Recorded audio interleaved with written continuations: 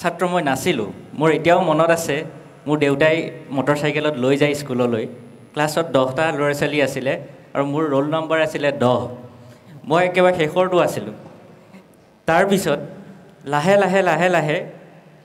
অলপমান দুই এটা কথা জনা হ'লোঁ বুজা হ'লোঁ আৰু খুব ঠেহেফেচ কৰিছিলোঁ খুব কান্দিছিলোঁ স্কুললৈ যাবলৈ মন নাই একদম একদম মন নকৰোঁ স্কুললৈ যাবলৈ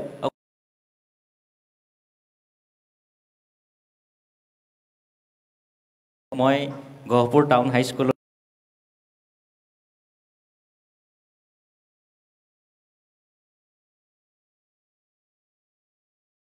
ভাল হ'বলৈ আৰম্ভ কৰিলোঁ সেই পৰীক্ষাত যদি উত্তীৰ্ণ হোৱা তুমি DC হ'ব পাৰিবা জীৱনত মই প্ৰথমবাৰ UPSC শব্দটো শুনিছোঁ ক্লাছ 9ত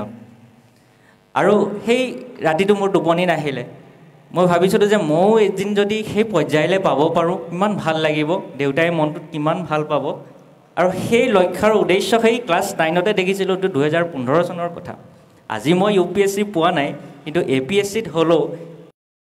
সক্ষম হৈছিলোঁ কিন্তু সপোনৰ পখা সেই তেতিয়াই মেলিছিলে কিন্তু তাৰপিছতে মই স্কুললৈ আহিলোঁ মোৰ ইলেক্টিভ ছাবজেক্ট আছিলে হিষ্ট্ৰী সেই হিষ্ট্ৰীতে পঢ়ি মেলি মই মেট্ৰিক পাছ কৰি ৰামানুজন ছিনিয়ৰ ছেকেণ্ডেৰী স্কুললৈ যাওঁ আৰু ৰামানুজনত গৈ পেলাই পৰিৱেশটো এনেকুৱা পাওঁ যে সমগ্ৰ অসমৰ পৰা চবতকৈ চোকা কেইটা তালৈ আহে আজি শংকৰদেৱ শিক্ষা নিকেতনৰ যিটো পৰিৱেশ আমাৰ দিনত সেইটো নগাঁও ৰামানুজনত আছিলে এই নিকেতনখনলৈ অসমৰ চবতকৈ চোকা কেইটাই আহে মই ভালকৈ জানো আমাৰ দিনত তাত তেনেকুৱা হৈছিলে গতিকে এই সীমিত পৰিৱেশত আমি ডাঙৰ দীঘল হোৱাৰ পিছত আমাৰ কম্পিটিশ্যন আৰু বাঢ়িবলৈ ধৰিলে ৰাজ্যিক পৰ্যায়ত এটা কম্পিটিশ্যন পালোঁ যে সবেই দেখোন চোকা তেনেহ'লে মই আৰু বেছি পঢ়িব লাগিব আৰু ধুনীয়াকৈ পঢ়িব লাগিব মেট্ৰিকত ষ্টেণ্ড নকৰি অলপমানৰ কাৰণে হাই ছেকেণ্ডেৰীটো বহুত আশা আছিলে ষ্টেণ্ড নকৰিলোঁ ছাৰে মোক আজিও গালি পাৰে সেইদিনা ফোন কৰিও গালি পাৰিছে অৱশ্যে বাৰু যিয়ে নহওক ৰামানুজনত থাকোঁতেই মোৰ মন গ'ল যে ৰাজ্যিক পৰ্যায়ত ৰাজ্যিক প্ৰেক্ষাপটত যিহেতু এটা আভাস পালোঁ যে কম্পিটিশ্যন কেনেকুৱা গতিকে মই ৰাষ্ট্ৰীয় পৰ্যায়তো তেনেকুৱা এটা কম্পিটিশ্যন পাব পাৰোঁ নেকি তেনেকুৱা এটা প্ৰেক্ষাপট পাব পাৰোঁ নেকি তেতিয়াই মোৰ মন গ'ল যে দিল্লী বিশ্ববিদ্যালয়লৈ পঢ়িবলৈ যাওঁ ভাৰতৰ 1 নম্বৰ শিক্ষা অনুষ্ঠান সেই ইউনিভাৰ্চিটিখনত যদি পঢ়িবলৈ পাওঁ মই নিশ্চিতভাৱে ইপ্সিত লক্ষ্যৰ উদ্দেশ্যে আগবাঢ়ি যাবলৈ সক্ষম হ'ম সেই মৰ্মে মই গ্ৰেজুৱেশ্যন কৰিবলৈ যাওঁ দিল্লী বিশ্ববিদ্যালয়ৰ মতিলাল নেহৰু কলেজত আৰু তাত ৰাষ্ট্ৰীয় প্ৰেক্ষাপটত কম্পিটিশ্যন পালোঁ আৰু কষ্ট কৰিলোঁ আৰু ভগৱানৰ কৃপাত সকলোৰে আশীৰ্বাদত মই দিল্লী ইউনিভাৰ্চিটিৰ গ্ৰেজুৱেশ্যনৰ সময়ত টপাৰ আছিলোঁ তাৰপিছতে মাষ্টাৰ ডিগ্ৰী মই কৰিবলৈ বৰ এটা ইচ্ছা নাছিলে মই বোলো আৰু মই পঢ়া শুনাৰ পৰা ৰিটায়াৰ ল'লোঁ আৰু মই নপঢ়োঁ ঘৰত বৰ জোৰ জবস্ত কৰি পেলাই মোক মাষ্টাৰ ডিগ্ৰীটো কৰোৱালে আৰু ছিট পাইছিলোঁ দিল্লী ইউনিভাৰ্চিটিতে ডিপাৰ্টমেণ্ট অফ হিষ্ট্ৰীৰ পৰা তাৰ পৰাই মই মাষ্টাৰ ডিগ্ৰীও কমপ্লিট কৰিলোঁ এই বছৰে মোৰ আগষ্টত মাষ্টাৰ ডিগ্ৰী কমপ্লিট হৈছে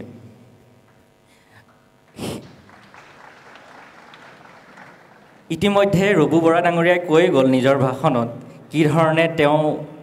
পঢ়া শুনা কৰিছিলে ষ্ট্ৰেটেজিত অলপমান ভুল হৈছিলে কেনেকৈ বস্তুখিনি বুজাত অলপমান দিগদাৰী হৈছিলে মোৰো হৈছিলে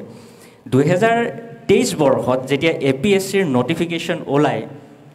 মিনিমাম এজ যেতিয়া 21 বছৰ লাগে পূৰাবলৈ মোৰ 21 বছৰ হোৱা নাছিলে মই নোৱাৰিলোঁ পূৰাব যদিও মোৰ প্ৰিপেৰেশ্যন আছিলে মই 2023 বৰ্ষৰ APSC পৰীক্ষা দিবলৈ নাপালোঁ খং আৰু ক্ষোভত জৰ্জৰিত হৈ মই বোলো যা UPSCত মোৰ বয়স হৈছে UPSCয়ে ডাইৰেক্ট দিওঁ ভাবিলোঁ আৰু সেইমতে পঢ়িলোঁ 15-16 ঘণ্টা পৰ্যন্ত পঢ়িলোঁ ছ'চিয়েল মিডিয়া কাট অফ কোনো মানুহৰ লগত কণ্টেক্ট নাই একদম নিষ্ঠা আৰু গুৰুত্ব সহকাৰে পঢ়িলোঁ আৰু পঢ়ি পেলাই একেবাৰতে প্ৰিলিমছ ফেইল কৰিলোঁ আৰু ফেইল কৰি পেলাই ভাবিলোঁ আৰে ইমান কষ্ট কৰিলোঁ ইমান হেৰি কৰিলোঁ তথাপিতো ফেইল ইটো কিবা এটা কৰিলেই ফেইল খেলিবলৈ গ'লোঁ মই আচলতে ক্ৰিকেট খেলি ভাল পাওঁ মই ফাষ্ট বলিং অলৰাউণ্ডাৰ হয় ক্ৰিকেটত গ'লোঁ বল কৰিলোঁ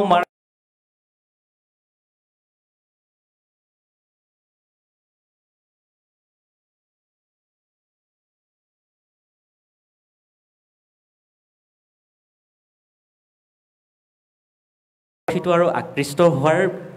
মই গম পালোঁ যে তেখেতৰ ট্ৰেন্সফাৰ হৈছে লখিমপুৰ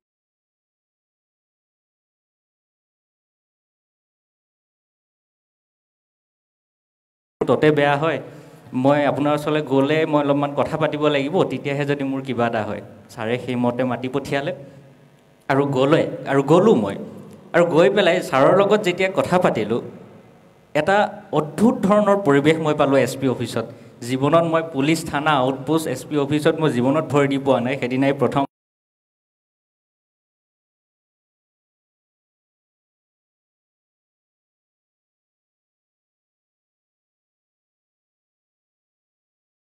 তেখেতৰ চিটৰ কিনাৰত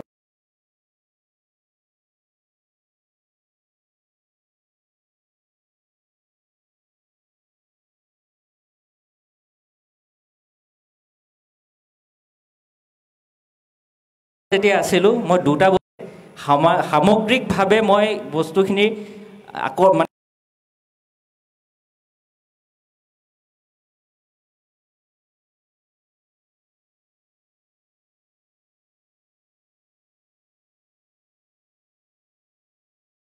যিহেতু কৈছে মই টেবুলত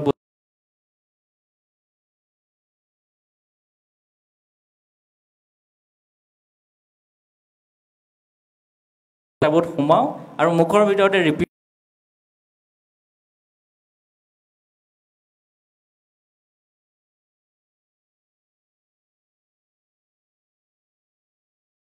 টপিকটো তই কি জান নাই আমুকত আমুক হ'ল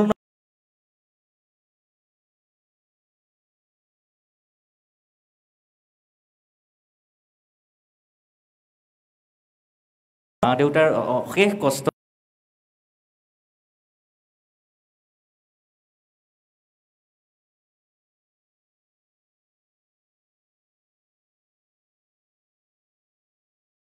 APSC যিহেতু 3টা স্তৰ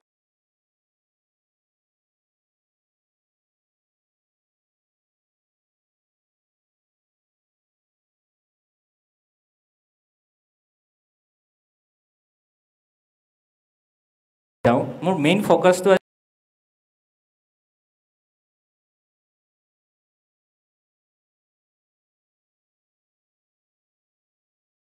যদি গৈ পেলাই অন দা ডে পাৰফৰ্ম কৰিব নোৱাৰে সেইজন বাবৰ আজমে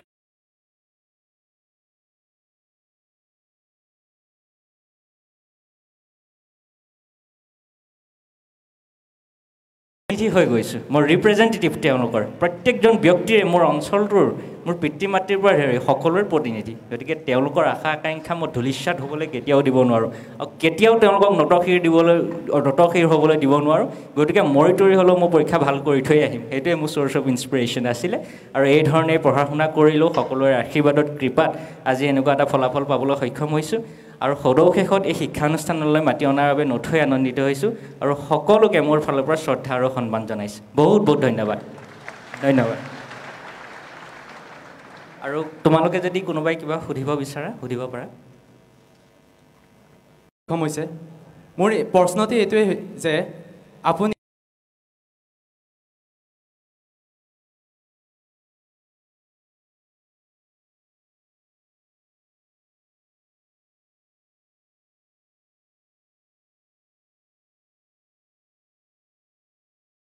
দৃঢ়ভাৱে ক'বৰ বাবে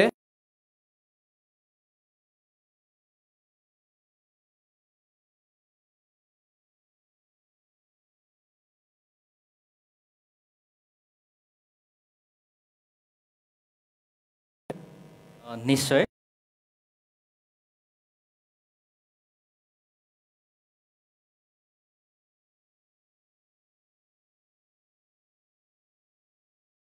বহুত কোচিং ইনষ্টিটিউটবিলাকে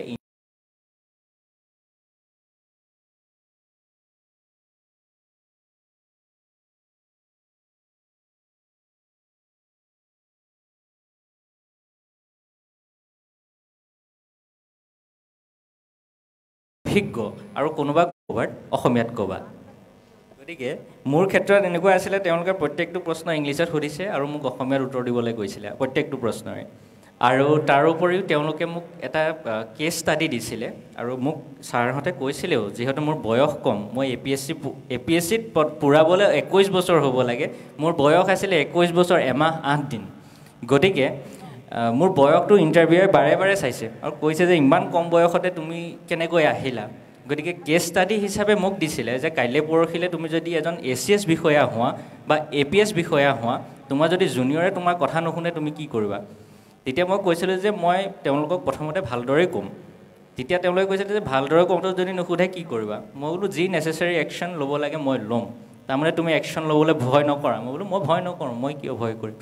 এনেকুৱা ধৰণৰ প্ৰশ্ন সুধিছিলে মোৰ বেকগ্ৰাউণ্ড যিহেতু হিষ্ট্ৰী গতিকে হিষ্ট্ৰীৰ ওপৰত 2-3টা প্ৰশ্ন আহিছিলে অলপ ৱেটলেণ্ডছৰ ওপৰত কুৱেশ্যন আহিছিলে মানে আমাৰ এনভাইৰমেণ্টৰ ওপৰত কুৱেশ্যন কেইবাটাও আহিছিলে আৰু ক'বলৈ গ'লে মই ক্ৰিকেট চাই ভাল পাওঁ বুলি কৈছিলোঁ মই সেইখন সময়ত অষ্ট্ৰেলিয়া আৰু পাকিস্তানৰ ODI ছিৰিজ আছিলে সেই ছিৰিজটোৰ বিষয়ে সুধিছিলে কাৰ গান শুনি ভাল পোৱা কিয় ভাল পোৱা এনেকুৱা ধৰণৰ প্ৰশ্ন সুধিছিলে সেইখিনিয়ে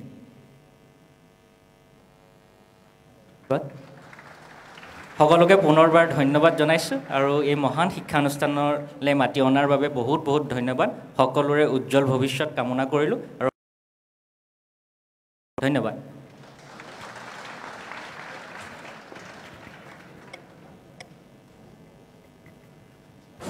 আমি নিৰঞ্জন ভূঞাই খুব সুন্দৰকৈ সহজ সৰলভাৱে তেওঁৰ বক্তব্য ৰাখিলে খুব ভাল লাগিলে আমি ভগৱানক প্ৰাৰ্থনা জনাওঁ তেওঁ কৰ্মজীৱন যাতে মংগলময় হয় অনাগত দিনত যাতে আমাৰ ছাত্ৰ ছাত্ৰীসকলৰ বাবে আদৰ্শ হয় আৰু আমি ছাত্ৰ ছাত্ৰীসকলক আগবঢ়াই নিবৰ বাবে সময় সুবিধা অনুযায়ী ছাত্ৰ ছাত্ৰীসকলক যাতে লগ দিয়ে সেই আশা ৰাখিছোঁ এবাৰ আমি মঞ্চলৈ আমন্ত্ৰণ জনাইছোঁ নিখিল অধিকাৰী ঘৰ গাংমৌ থান বৰগাং তেখেতে BDOৰ ব্লক ডেভেলপমেণ্ট অফিচাৰ শাখাত প্ৰথম স্থান লাভ কৰিছে আৰু অঞ্চললৈ গৌৰৱ কঢ়িয়াই আনিছে গতিকে আমি নিখিল অধিকাৰীক আমি মঞ্চলৈ আমন্ত্ৰণ জনাইছোঁ আৰু তেখেতৰ বক্তব্য ৰাখি